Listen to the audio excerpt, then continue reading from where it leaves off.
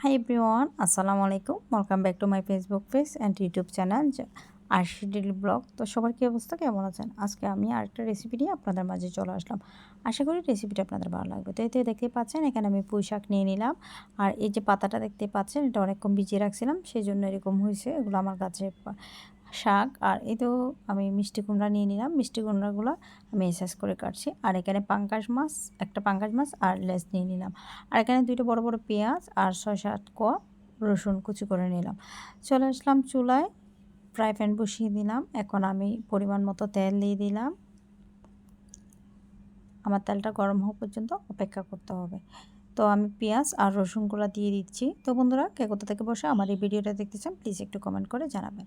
এখন এগুলোকে আমি একটু ভেজে নেব। আর যারা যারা আমার চ্যানেলে এখন সাবস্ক্রাইব করে নাই প্লিজ আমার চ্যানেলটি সাবস্ক্রাইব করবেন। আর যারা যারা আমার পেজে কোনো লাইক ফলো দেন নাই প্লিজ আমার পেজটিতে একটা লাইক ফলো দিবেন। যারা দিয়েছেন তাদেরকে অসংখ্য ধন্যবাদ। তো এই তো দেখতে পাচ্ছেন আমি এগুলোকে একটু হালকা ভাজার পর আমি এখানে লবণ দিয়ে দিলাম।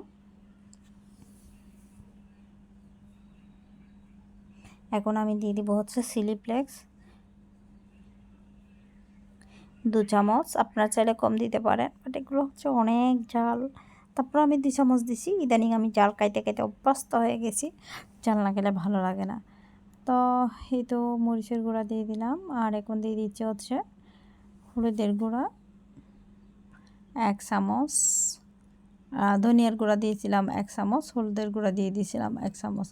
তো এগুলাকে আমি একটু পানি দিয়ে কষিয়ে নেব। ঢাকনাটা দিয়ে 3 মিনিট চুলায় রাখবো, একদম স্লো করে দিয়ে। এই তো দেখতে পাচ্ছেন সুন্দর করে কষানো হয়ে গেছে। একদম চুলার আঁচটা একদম মিনি মিনি করে দিবেন, দেখবেন সুন্দর করে কষানো হয়ে যাবে। কিন্তু আমি মাছের মাথাগুলো দিয়ে দিচ্ছি আর লেজটাও দিয়ে দিচ্ছি। যাদের বাচ্চারা সবজি খেতে চায় না, আপনারা চাইলে এভাবে রান্না করতে পারেন। খুব সহজ ওয়েতে আমি রান্নাগুলো করি। আশা করি রান্নাটা আপনাদের ভালো লাগবে। আর নিজের গাছের সবজি খেতে কার না ভালো লাগে বলেন। ঢাকনাটা দিয়ে দিলাম। 2 মিনিট পর আমি ঢাকনাটা তুলে নিলাম। এই তো আমি এগুলাকে একটু উতলা দিচ্ছি।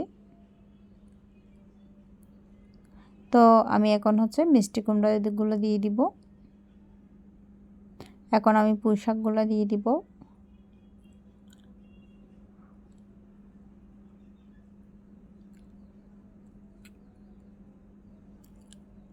তো আমি এখন একটু পানি দিয়ে দিব। পানি এতটুকু দিব যে একটু যাতে হালকা পাতলা ঝোল থাকে। আর এগুলো এমনিতে মজে যাবে। পুঁই শাক আর মিষ্টি কুমড়া এগুলো তাড়াতাড়ি সিদ্ধ হয়ে যাবে। একটু নাড়াচাড়া করে দিলাম। এখন আমি আবারও ঢাকনাটা দিয়ে দিব। 6-7 মিনিট পর আমি ঢাকনাটা তুলে নিলাম। এখন আমি আবারও একটু নাড়াচাড়া করে দিব, আবারও ঢাকনাটা দিয়ে দিব। তো 2-1 মিনিট রাখার পরও এই তো আমি নামাই ফেললাম। ফাইনালি হয়ে গেল আমার আজকের রেসিপি। তো বন্ধুরা, আমার রেসিপিটা কেমন হলো অবশ্যই কমেন্ট করে জানাবেন।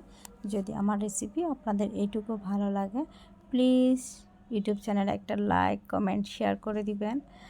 আর এই তো আমি একটা বাটিতে নিয়ে আপনাদেরকে দেখাচ্ছি রান্নাটা কতটা লোভনীয় হয়েছে। তো বন্ধুরা, সবাই ভালো থাকবেন, সুস্থ থাকবেন।